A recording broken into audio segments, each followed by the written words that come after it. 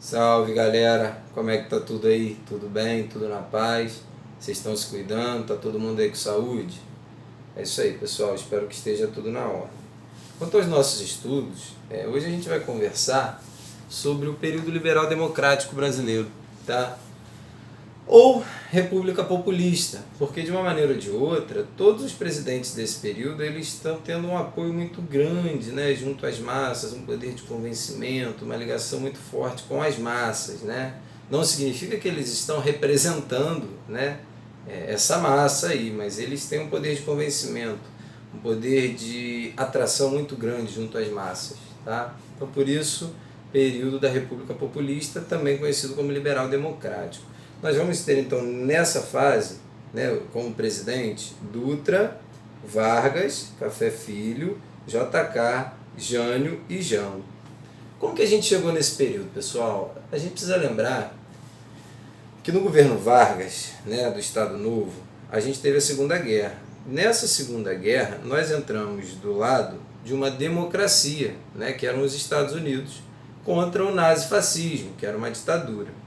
Quem vai vencer é o lado americano.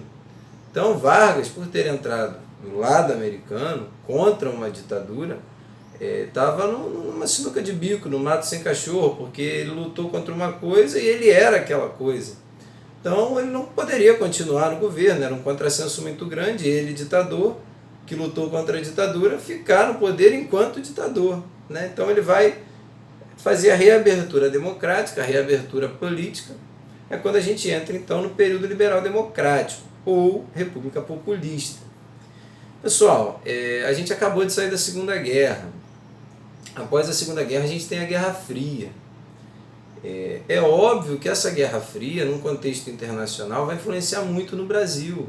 Ou seja, nós vamos sofrer uma influência, né, uma pressão muito grande dos Estados Unidos. Os Estados Unidos eles não vão querer que nós viremos outra Cuba, né?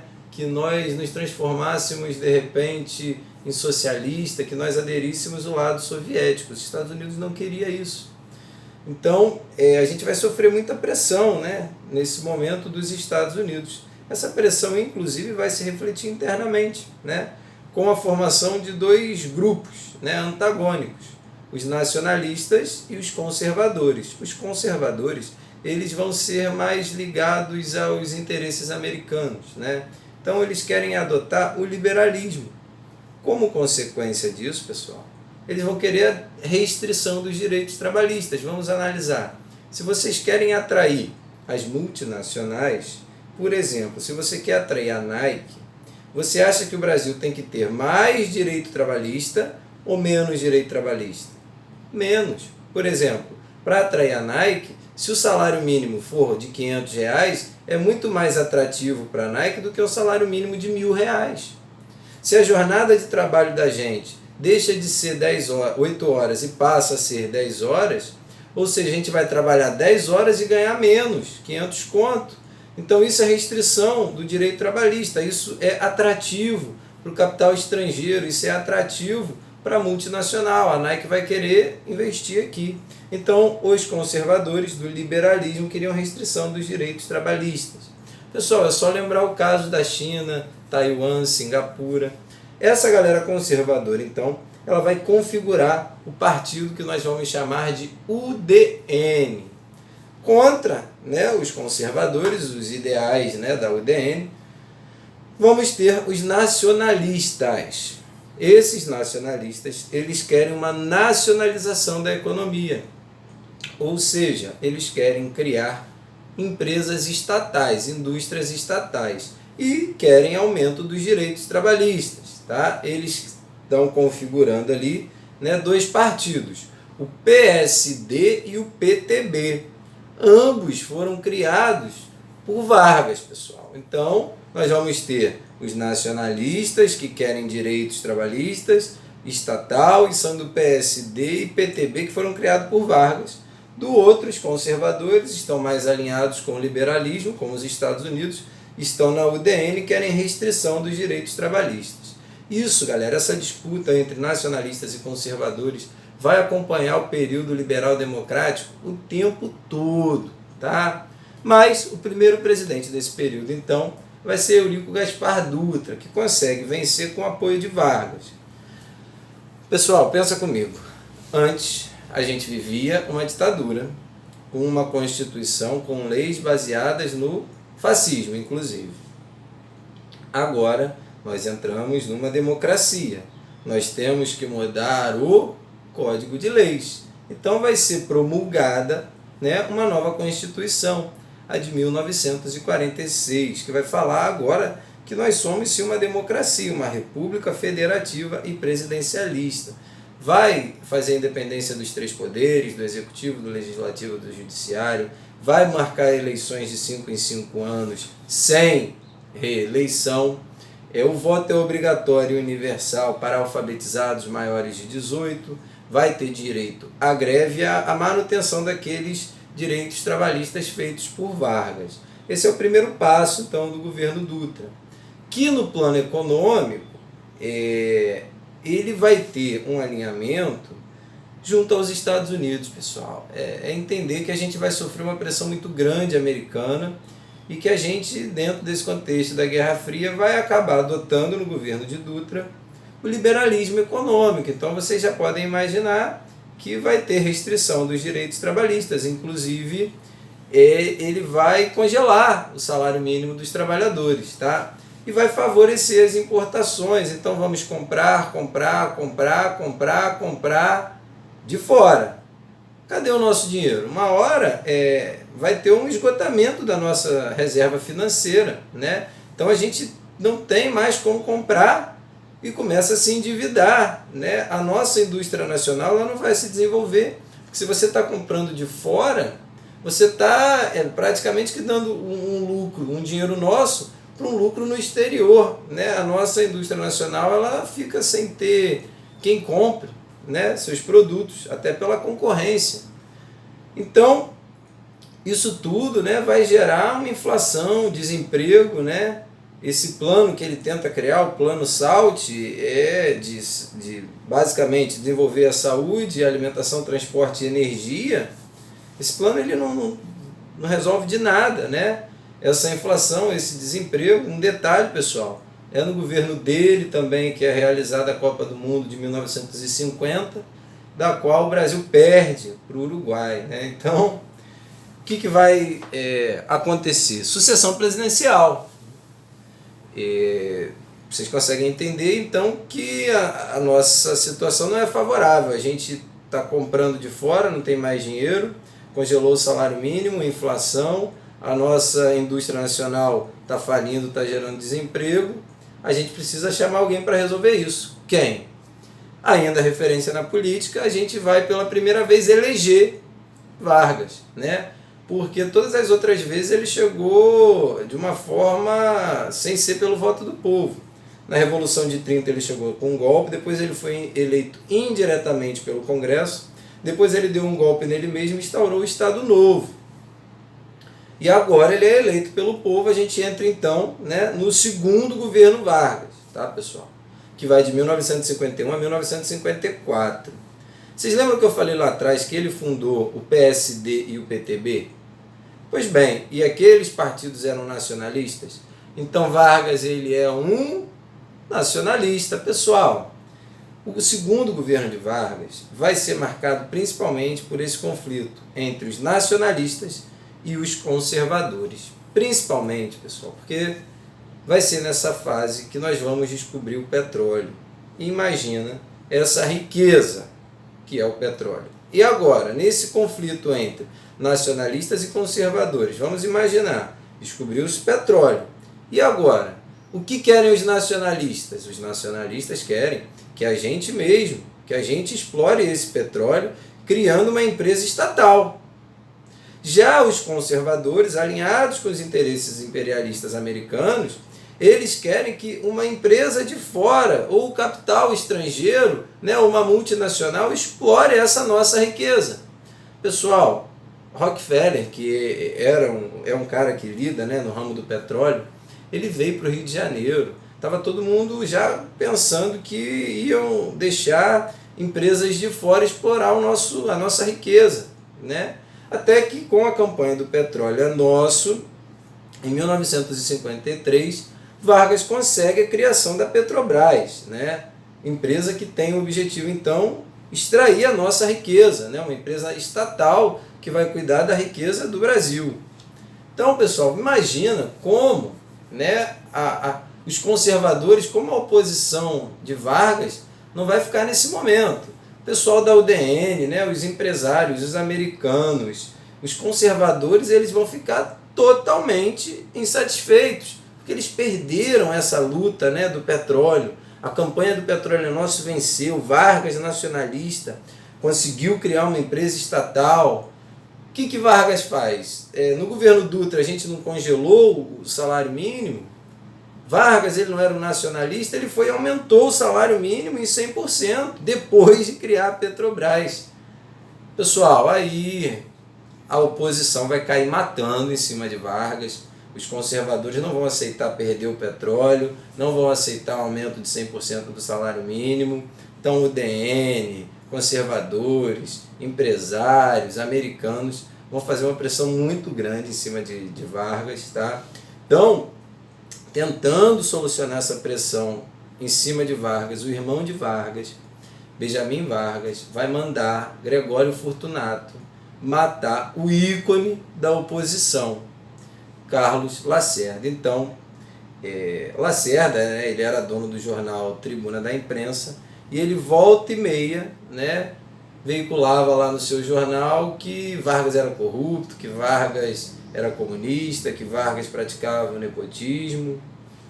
Então, ele era da UDN, tá, pessoal? Carlos Lacerda, ele era, inclusive, foi governador do Rio de Janeiro, ele era um conservador, né?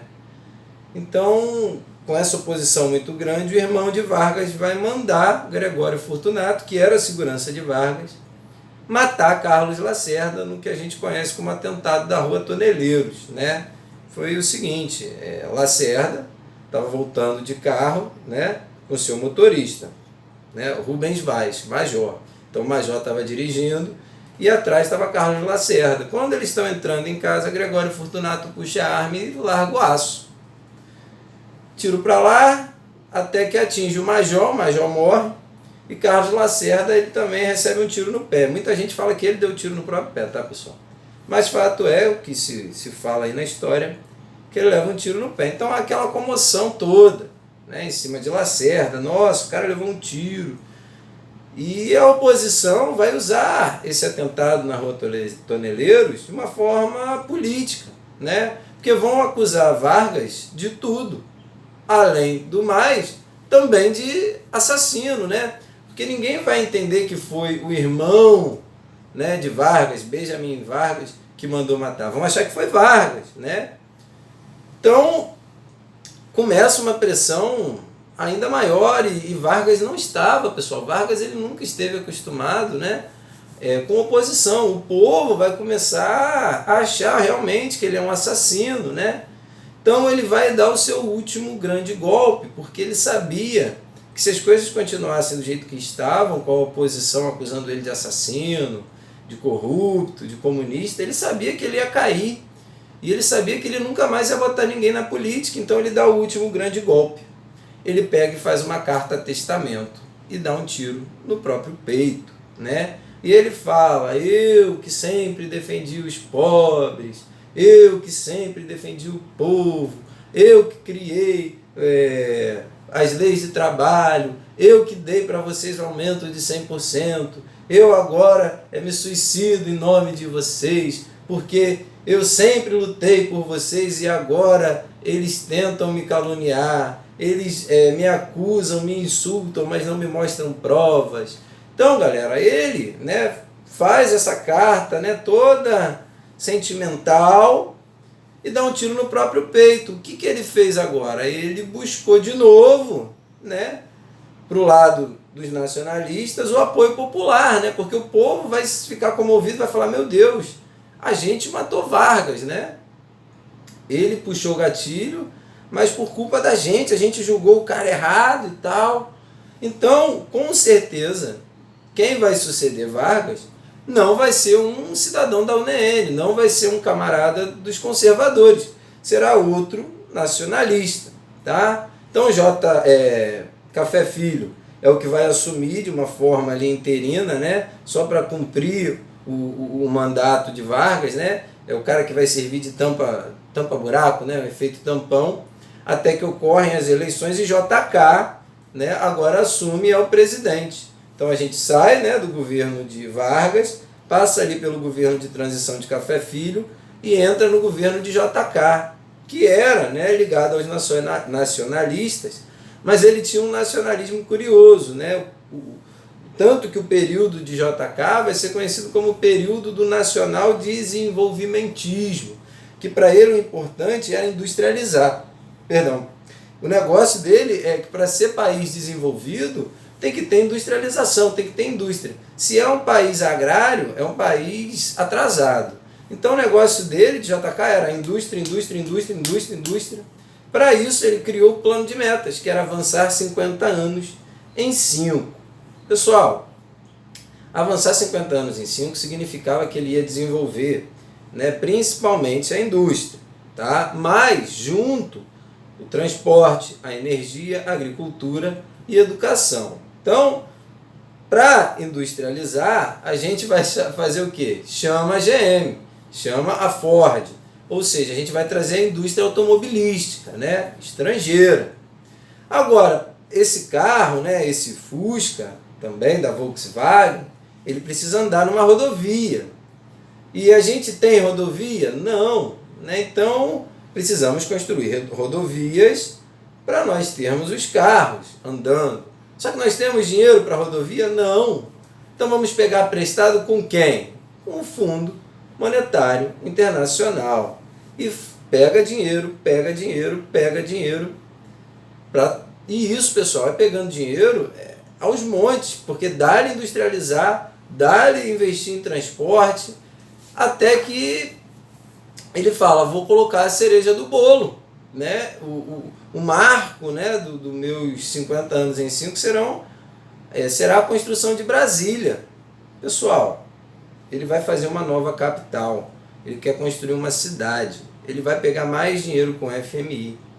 Pessoal, ele vai pegar tanto, que vai ter uma hora que a nossa dívida vai ser de 3 bilhões de dólares. E o FMI fala, e aí, como é que você vai me pagar? JK ele fala, olha, devo, nego e não pago enquanto puder. Ou seja, ele faz a moratória, né? E tem que construir Brasília, né? Então ele vai construir Brasília a toque de caixa, pessoal. Constrói rápido. E como que é obra pública no Brasil? Vocês sabem muito bem, né, galera? Com desvio de verbas. Então ele vai começar, no final do seu governo, a ser acusado de corrupto. Tá? Um detalhe que vocês precisam entender, rapaz. Poxa, mas por que JK ele mudou a capital do Rio de Janeiro para Brasília? Pessoal, ele vai falar que é para desenvolver o interior dentro desse plano de metas de 50 anos em 5. Só que, na verdade, nenhum presidente quer estar no olho do furacão. E o Rio de Janeiro, vocês sabem bem, tem muito movimento que questiona o governo, né? Tem muita passeata, tem muita manifestação, e sempre foi assim. E você governar próximo da manifestação pode ser um pouco desagradável. Então vamos botar essa capital lá para o interior, que assim ninguém reclama, ninguém questiona de perto o meu governo. Então, ele vai ter uma dívida absurda, né? Ele vai, sim, galera, ele vai industrializar o Brasil, ele vai atender o desejo de consumo da classe média com produtos vindo de fora, vai inclusive, né, se o nosso modal de transporte hoje é o rodoviário, não o hidroviário ou o ferroviário, é por causa de JK, tá? Então, assim, se o governo dele foi bom ou foi ruim, depende, né? Quem sou eu? Desenvolveu uma indústria? Sim, mas ao mesmo passo desenvolveu uma dívida que a gente não conseguia pagar para o FMI. Então tem gente que fala, inclusive, que é aumentar a dívida 50 anos em 5. Bom, vai ocorrer sucessão presidencial e essa bomba, né, de um país agora que não tem mais relação com o FMI e um país que está industrializado, mas que não tem dinheiro. Essa bomba vai cair, né, no colo de um camarada chamado Jânio Quadros, né, que chega ao poder utilizando inclusive aquele jingle, né, varre, varre, vassourinha, varre, varre a bandalheira, que o povo está cansado dessa brincadeira. Um jingle desse aí, música de político, né? Ou seja, ele está falando, ó, varre, varre, vassourinha, eu vou acabar com essa corrupção de JK, que ele construiu Brasília com desvio de verba, eu vim para acabar com isso. Só que, pessoal, o Jânio Quadros, ele era o exemplo do populismo, tá? Ele andava com um pão com mortadela no paletó, quando chegava alguém para entrevistar, ele comia o pão com mortadela para falar que ele comia o que o povo come, deixava o cabelo com caspa para cair no paletó e falar que ele é do povo. Ele era um cara, pessoal, bem peculiar. Tanto que do governo dele o que a gente destaca é que o cara ele vai proibir briga de galo, ele vai proibir o lança-perfume, ele vai proibir em São Paulo o pessoal andar de skate e, pasmem, vai proibir as meninas a andarem de biquíni, né, na praia. Então você não pode ir de biquíni para a praia. Só que esse é o marco, né, o que o pessoal fala, né, mais do governo dele. Só que assim, ele pegou uma bomba, pessoal. Ele pegou um Brasil em que ele não tinha mais de onde pegar dinheiro emprestado. O FMI não ia mais emprestar dinheiro para a gente e a gente tinha uma dívida para pagar. Então, ele mesmo sendo da UDN, conservador, ele vai se aproximar da União Soviética, porque ele pensa, bom, nesse jogo da Guerra Fria, se os Estados Unidos não me emprestam mais, o FMI não me empresta mais, vou ver se eu pego com a União Soviética. Então, nesse contexto, ele vai condecorar Che Guevara aqui no Brasil, pessoal. Então, ele vai acabar, né, ficando meio isolado, né? E nesse período, pessoal, o vice, ele era eleito separadamente. Você não tinha o presidente e o vice vinha de arrasto. Não, você votava para presidente e para o vice. Então o vice dele, né, era João Goulart. João Goulart, que foi ministro, né, de Vargas. João Goulart, que era nacionalista. Foi João Goulart que foi o ministro de Trabalho de Vargas, quando Vargas aumentou o salário mínimo em 100%. Então, o Jânio Quadros ele vai ter uma sacada genial. Ele vê que ele está isolado politicamente e quer botar a culpa de todos os erros dele, do governo dele, em João Goulart, né? E ele vai e faz o seguinte tentativa de jogada política, né? Ele manda João Goulart para a União Soviética, né? E renuncia. Pô, como assim? O que ele pensa, pessoal? Ele faz uma renúncia falando que forças ocultas me impedem de governar. O que ele está falando quando ele explica a renúncia falando isso? Ele fala, bom, eu não estou conseguindo governar, quem está governando é meu vice, João Goulart. João Goulart é o culpado de tudo. E esse cara, ele é um comunista, ele está lá na União Soviética. Eu vou renunciar. Eu não consigo, com esse cara não dá. O que ele pensou com isso? Que o povo ia chegar e ia falar assim, não, Jânio, fica. Não, o povo te ama, é melhor você ficar do que ficar um comunista. Só que, pessoal, Jânio Quadros proibiu a menina de ir de biquíni para a praia, proibiu o camarada de andar de skate, fez uma série de política, né, aliada à moral e os bons costumes. Então, o pessoal, quando vê que ele está pedindo a renúncia, o pessoal fala, vai com Deus, vai dar um beijo lá na família, Jânio Quadros. Então, a partir dessa renúncia, o povo não está nem aí para ele, desdenha dele, ele renuncia ao cargo, e quem assume agora é o vice, João Goulart. Só que, pessoal, João Goulart, ele realmente era ligado, ele não era comunista, mas ele era ligado aos setores sociais, ele era ligado à camada mais popular. Então os conservadores não vão aceitar João Goulart no poder. A UDN não vai aceitar João Goulart no poder. Então eles vão chegar, né, a um acordo. Olha, nem tira João Goulart, nem deixa ele mandando sozinho. Agora o Brasil ele vai viver um momento de parlamentarismo. Ou seja, João Goulart é o presidente, mas quem manda é o parlamento. Isso vai ficar de 61 a 63, pessoal, porque depois vai haver um plebiscito perguntando, olha, vocês querem o presidencialismo ou o parlamentarismo? O que está perguntando? Vocês querem João Goulart, sim ou não? E a maioria votou sim. Né? Então João Goulart, né, Jango, ele vai assumir de fato o cargo E em 63 ele vai anunciar suas reformas de base. Ele fala, não adianta ficar tentando tapar o sol com a peneira.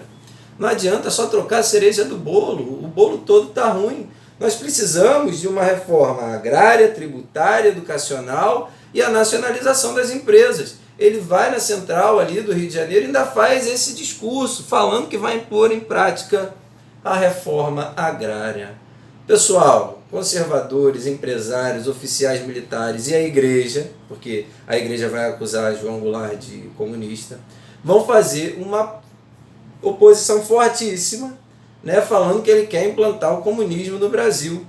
Até que no dia 20 de março de 1964, né, os conservadores irão realizar a Marcha da Família com Deus, pela liberdade, com o objetivo de impedir que esse comunismo de João Goulart entrasse no Brasil. Ele não queria implantar o comunismo, não é porque se fala de reforma agrária que é comunismo ou socialismo, tá, pessoal? Ele não era comunista, mas ele era ligado, né, ao povão. Então, essa Marcha da Família com Deus pela Liberdade vai fazer com que os militares tomem o poder, né, e tirem Jango. A gente sai então do período liberal democrático e a gente entra no período da ditadura militar. No mais, pessoal, eu acho que fui compreendido. Qualquer dúvida, qualquer questionamento, só chegar, só falar, só chamar. Grande beijo, valeu!